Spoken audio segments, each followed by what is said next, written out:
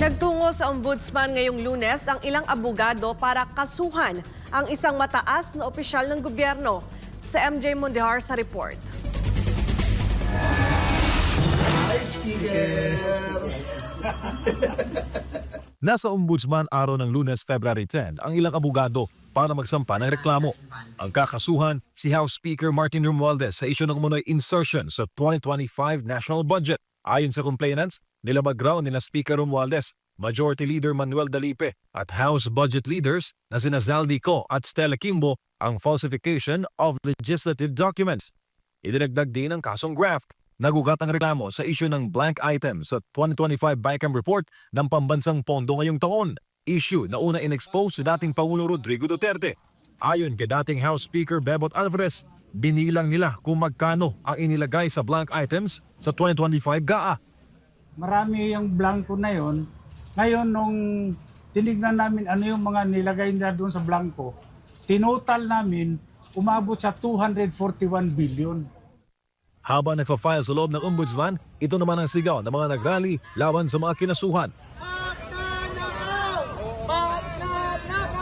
Para naman sa Citizens Crime Watch na isa sa mga nagreklamo, umabot sa 12 counts ng falsification of legislative documents at graft ang kadalang isinampa. Well, kaya po, 12 counts yan, ay 12 times po nilang pinunuan yung mga blanks. Yun po ang inapprove ng BICAM ay 0, nakalagay 0. Dapat po yun pagdating sa Pangulo, 0 din.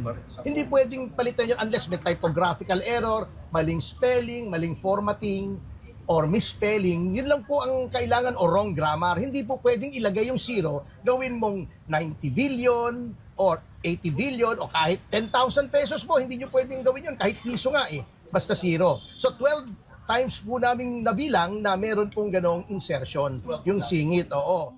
Iginagalang naman ng Kamara ang paghahain ng reklamo sa Ombudsman kaugnay sa umunoy insertion sa 2025 national budget. Samantala, pagkakabilanggo mula 6 na taon at 1 buwan hanggang 15 taon at perpetual disqualifications paghawak ng posisyon sa gobyerno ang parusa sa kaso.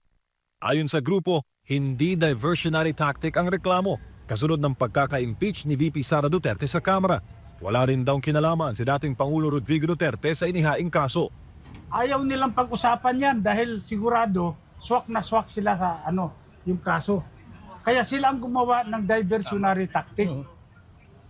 Gumawa sila ng issue na matatabunan itong iskandalo sa budget ng 2025.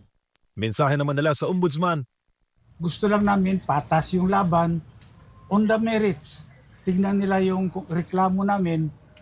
Kung may merits naman, ay pwedeng isampas sa Sandigan Bayan. Kung walang merits, edi i-dismiss. Walang problema yon. Basta decision on the merits. para sa Diyos at sa Pilipinas kong mahal, MJ Mondihar, SMNI News.